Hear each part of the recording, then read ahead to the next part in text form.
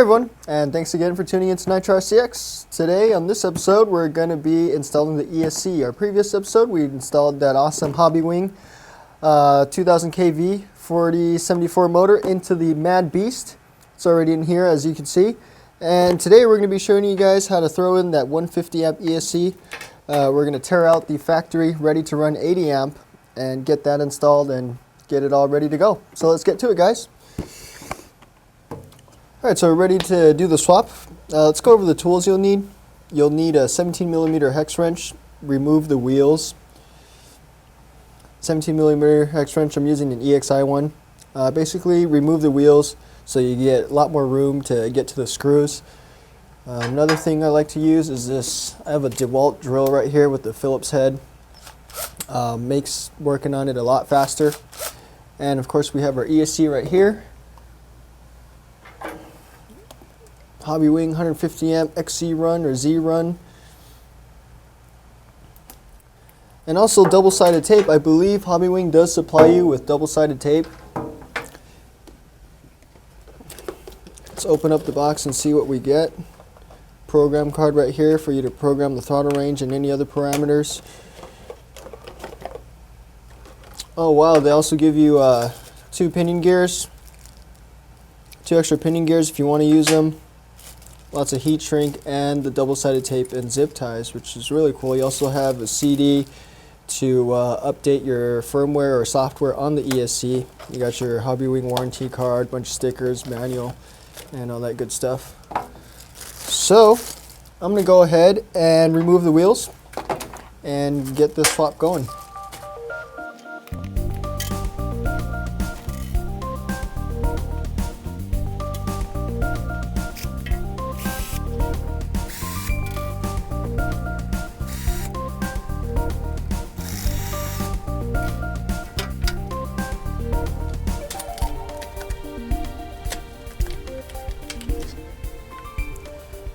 Alright guys, so you saw how I removed the ESC. Basically just undo those 4 screws and it comes out. You might want to remove the motor to give yourself a little more room. So you can see some of the wires are frayed from all that power. When you're wheeling, it grinds off. So I probably wouldn't recommend routing your wires through this back shock tower back here. Because if you do some crazy wheelies, it can fray your wires. If you want to run them back there, maybe wrap them with extra heat shrink or some other type of wire wrap to protect it. I'm going to go ahead and unplug the ESC from the receiver.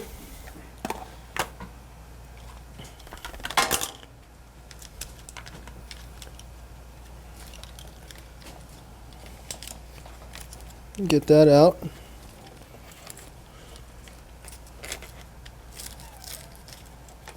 The ferret ring is kind of caught, but there it is. It's out. There's 4 screws holding the ESC in. I'm going to undo those 4 and screw in the new ESC.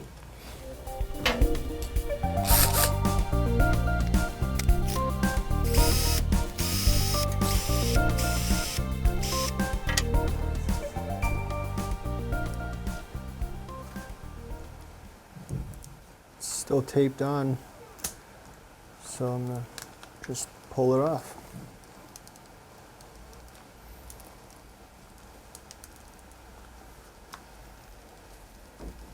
That is some strong tape. There you go. Alright, I got some double-sided tape supplied by the Hobbywing combo system. Go ahead and stick it on there.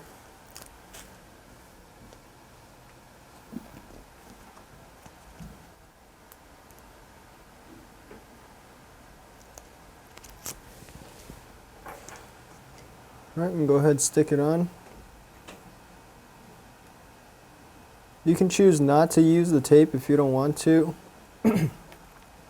because it is going to be screwed on, but kind of as a double protection since the beast will be jumping, rolling, doing a lot of stunts. So I'm going to go ahead and put the tape and screw it on.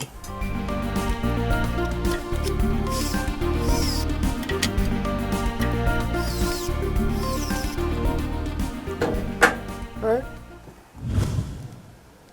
I want to I'm doing is running the wire through to the receiver. You can see it pops out down here.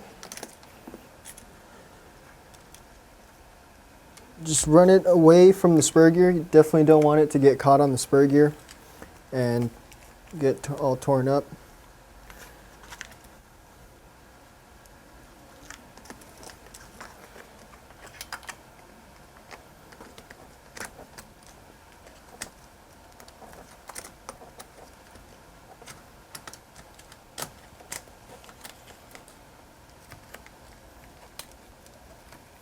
Basically, I'm just going to align the holes back to where the mounting holes would be.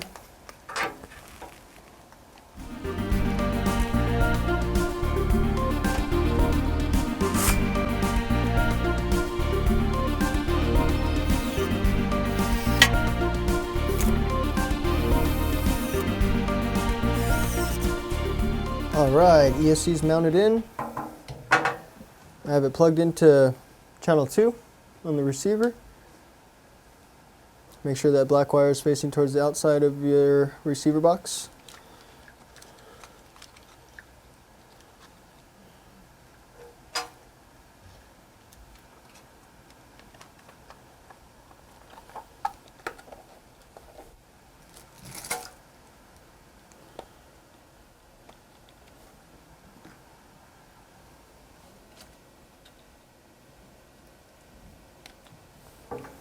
And get the wheels mounted up. If your pin falls out, make sure you put it back in for the axle. There's a little slot on the axle where it sits in. Make sure it's back in there or else it just freewheels. You can always use a little bit of blue Loctite if you like to help it stay in there.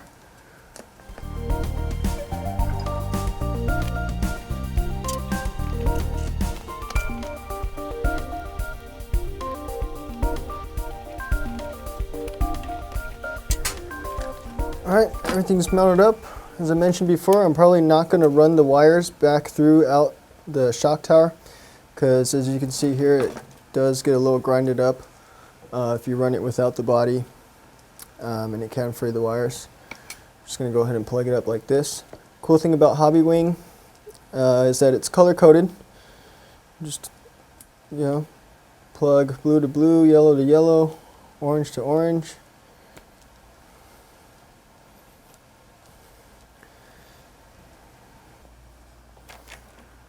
Alright guys, so it's all ready to go. Motor's in, ESC's in. You can tell it looks real awesome in there. I'm pretty sure it's going to perform awesome. I'm going to power up with 6-cell. I do want to mention that, guys, don't forget to program your throttle range. We do have a video that shows you how to do that. Make sure you program your throttle range because you did switch out a new ESC. That way your radio system can know your throttle points, your end points for your throttle and brake. And once you have that programmed, pull out the program card, set all the parameters. If you're running LiPos, make sure you got that LiPo cutoff in there. And set your overheat protection, punch mode, all that stuff. You can set it through your programming card. And you're ready to go. So stay tuned for videos of us running this beast and showing you guys how it performs. Thanks for watching, guys.